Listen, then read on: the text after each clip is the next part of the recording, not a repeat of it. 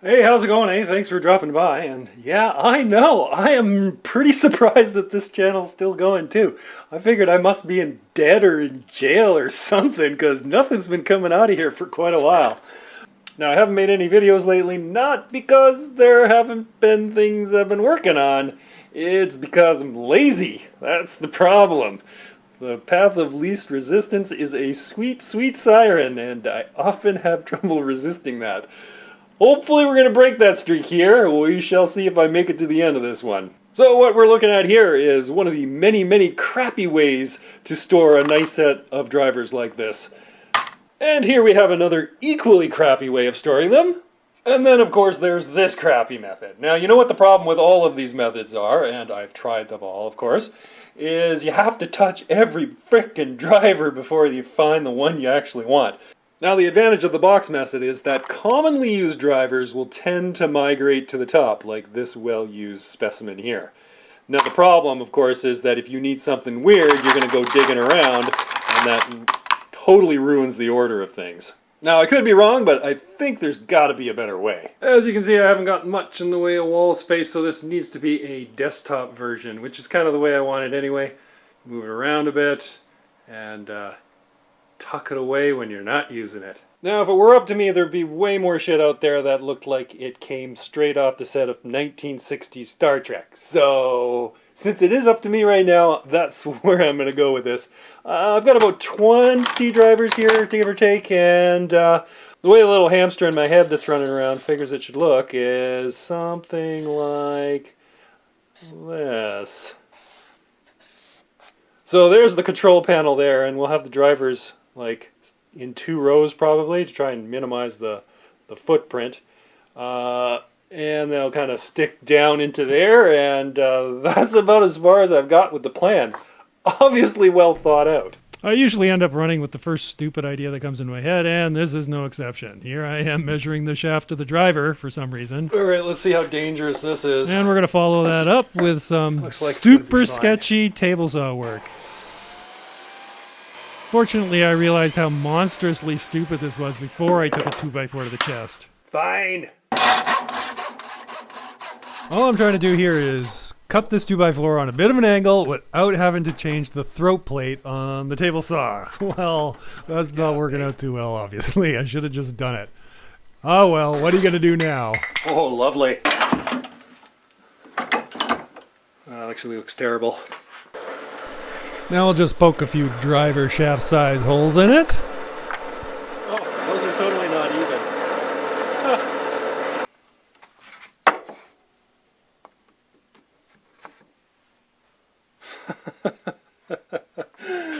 Just wait, let me get a few more. Alright, there you go.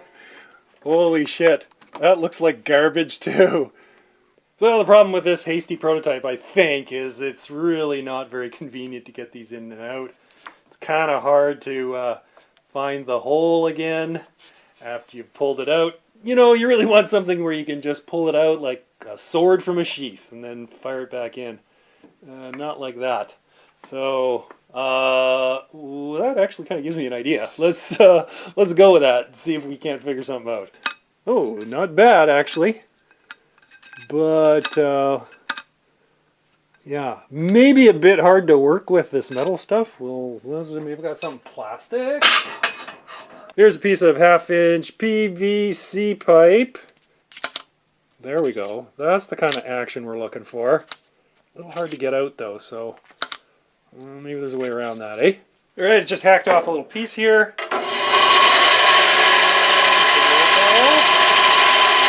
Oh. Look at that. Look at that, hey? What do we got? We got some slippage there. Maybe that angle is too steep. Well, I got another end. Let's try it. So here's what we got. It's a little shallower angle, and look at that. No problem there, hey? It's almost like it was made for it. Fantastic. I think we're on to something here. So what do you say we fire off 20 or so of these beauties and then take it from there? So since I haven't got a hope in hell of cutting this angle consistently freehand over 20 pieces, I made a jig, of course. So I'll be using that.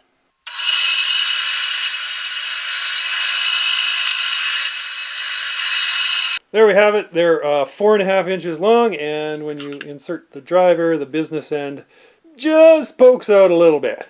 So now we're faced with the problem of what to do with all these little tubes. And I don't quite have the answer to that yet, but I'm sure we'll figure something out. Now, if you've been paying attention, you'll have noticed that these tubes are actually round. And round things have this uncanny ability to roll, which makes them really hard to package up because they don't want to stay put. I thought I'd glue them all together, but then I thought, oh man, that's going to be messy and irritating.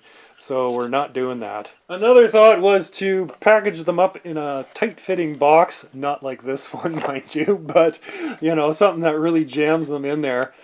It's not bad. I mean, you could work that, but I think they would still have a propensity to move around. I'm not sure you could actually get it so tightly fitting that they wouldn't get out of orientation. So that's not going to work either. Now you could probably drill a bunch of holes in a piece of wood like this and then just slot everything in. That might work actually quite well. But the emphasis here is on you could, because I don't think my carpentry skills are good enough to do that. So that's not something that's in the cards for me. I'm going to conscript the help of my old friend 3D printer and get it done that way. So let's go do some blendering. Not to be confused with bendering, which involves something about a shiny metal ass. I can't remember exactly. And this is what I've come up with. It's a tube rack. And it comes in two pieces. That one and that one. We'll print them separately and then slap them together. Should do the trick. And here it is in the real world. I still think it's a bit crazy that we can do this, but I'm not complaining. If you don't have a 3D printer, they're not very expensive and they're a whole hell of a lot of fun. So yeah, there's my plug for the day. The tubes will basically friction fit in here, and this will kind of act like a cartridge, which I kind of like that if I wanted to change this out at some point and put a different configuration in there, we could do that. So yeah, that's kind of nice. Here it is fully loaded. It's got a lot of weight to it. That's a lot of PVC, I guess. The thing I'm a little concerned about right now is these edges are kind of sharp. So maybe I'll just sand those down to something that's not going to stab me every time I go for a driver. But other than that, it's pretty nice. Just got to build a little stand for it and we should be good to go.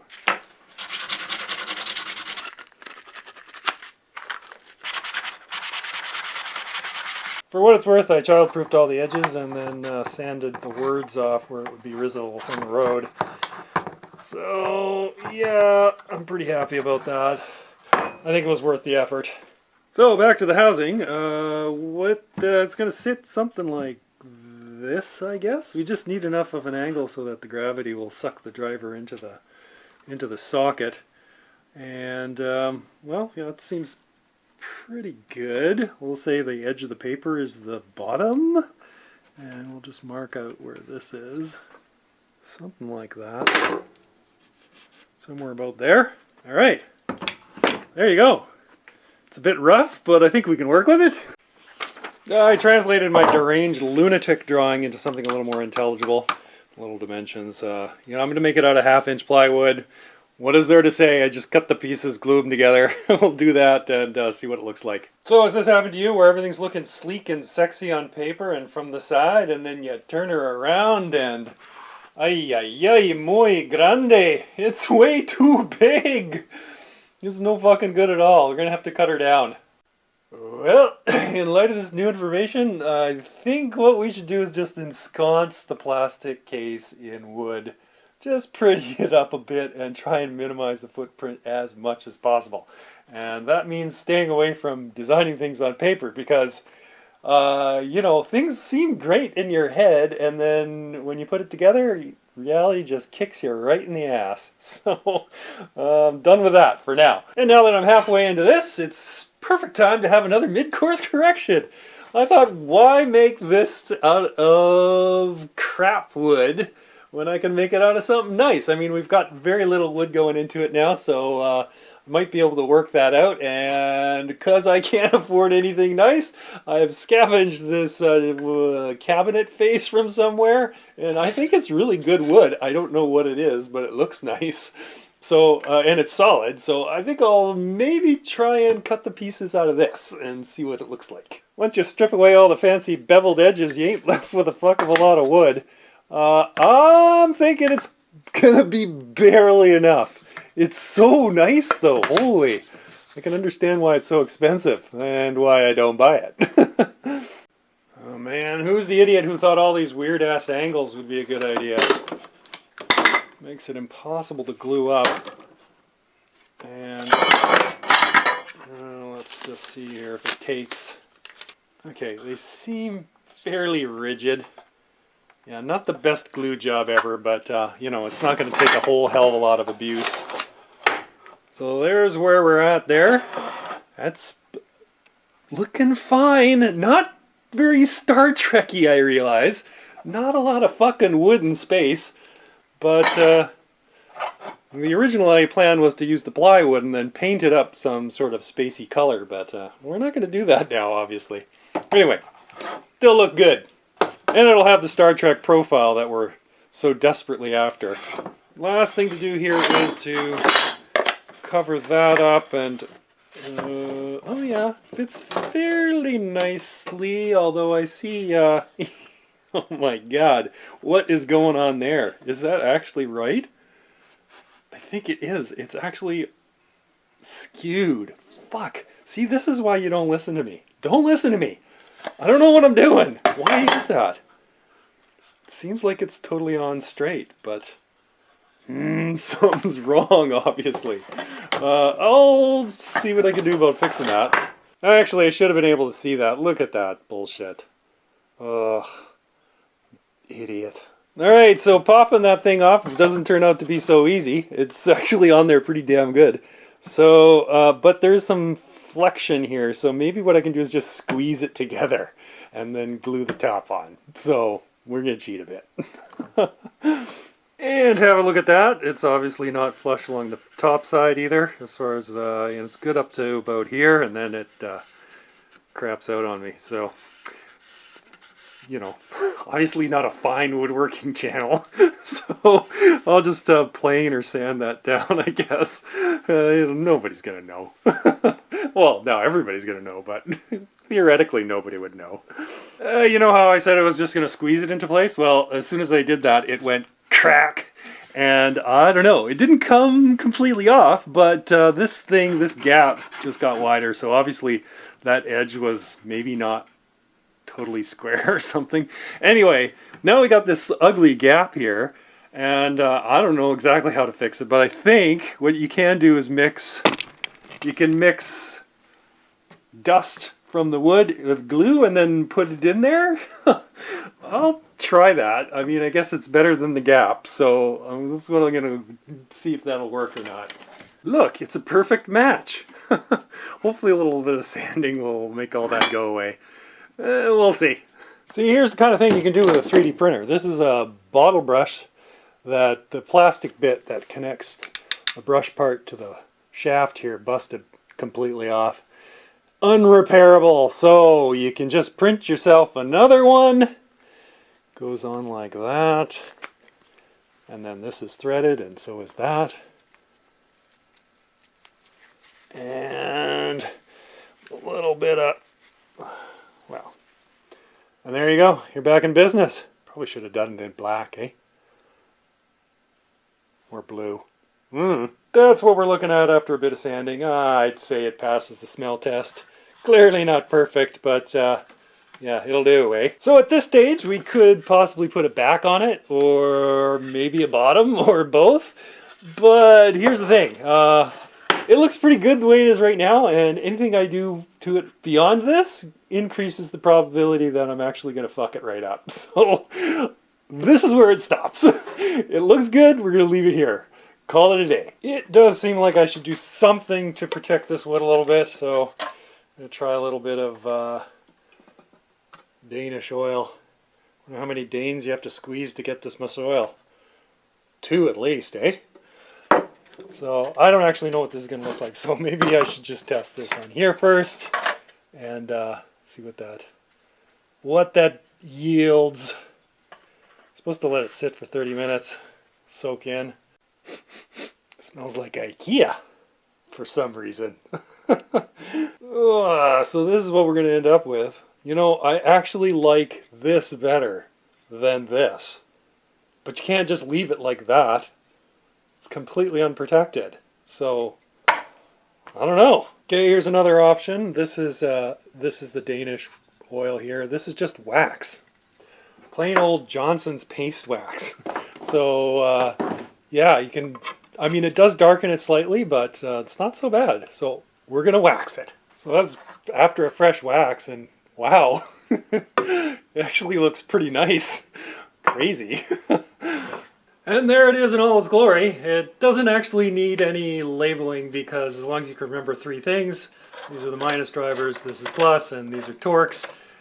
Just have them in descending order here, so yeah, if you can remember that, you should be all right.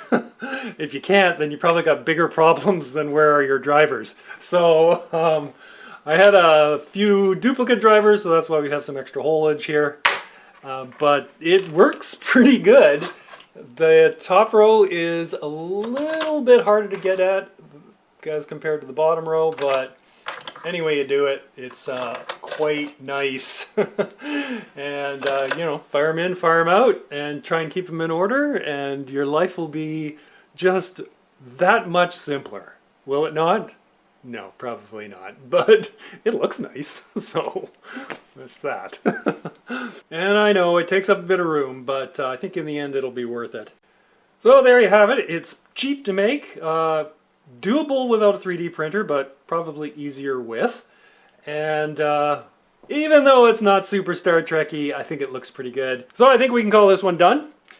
But in case you thought I was finished reliving a future that never existed, you'd be wrong, because while you weren't looking, I also made this thing here. It's a PC power supply that has been turned into a, well, just a power supply, a benchtop power supply with 12 volts, 5 volts, and 3 volts at your command, and a switch with a lovely Star Trek-y button. I like this light. I just printed that. It looks super cool, in my opinion. Really, nothing terribly special about this, just a little bit of wiring work and a simple case. But looks fantastic. And because I have no life, I also threw this together, which is basically just a USB hub and 3 12-volt outputs with associated switches. It's yeah, I love this case actually. It looks super cool. So nothing too interesting about it other than a little bit of wiring work again on the inside. And oh, there was one thing actually. I really love how this case looks, but the problem with it is it's got no gravity at all. And that might be fine in space, but here on Earth, if it don't feel heavy in the hand, it ain't worth shit. So we got to do something to fix that. What I figured I'd do is cut a little blockage for this end out of this piece of foam, and then we're going to fill the bottom with concrete. Yep, no shit. So that's what I'm going to do. So I'm figuring I can just friction fit this piece in here, and that should do enough to keep the schmoo on the inside. Yeah, I think that'll be fine. This is just a mixture of 1 part cement, 2 parts sand, and I don't know, maybe 2 parts rock. Maybe not even. Should be enough. Seems like it's got some good weight to it. And we'll just put enough in there to make this go. There we go.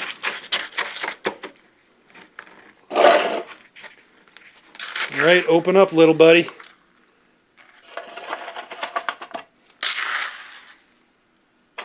So this is what we're left with after a bit of cure time. Obviously the shelf I had this on was not level. No matter though, we just want it for the weight, which is great. It's actually very, very heavy now. Weighs about 1 kilo, I think. So yeah, that's pretty significant. Now, the bigger question in your mind might not be how, but for God's sake, why? And this is why. I got the USB hubs here for programming various microcontrollers. They all have different frickin' ends on them, of course, so, you know, it's nice to have a few different cords plugged in at the same time.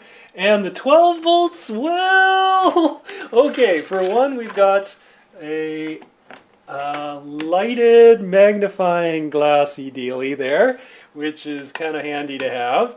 And the other one is the solder smoke cancer prevention sucker here that we've got. And then I have a third one for, you know, just whatever happens to come along. So that is why. And you can see that, you know, little LEDs light up. Why am I telling you this? Everything fucking has an LED that lights up now. Anyway, it does, so there you go. Not like you wouldn't know it was on, right? Alright, well that's all I got for you today. I probably could have made videos out of this other shit that I made, but like I said, I'm lazy, so this is the best you're going to get for that. If you have any questions about it, just, you know, drop me a little note below or whatever. Nothing is very, very complicated here. So, thanks for watching. Cheers, everyone.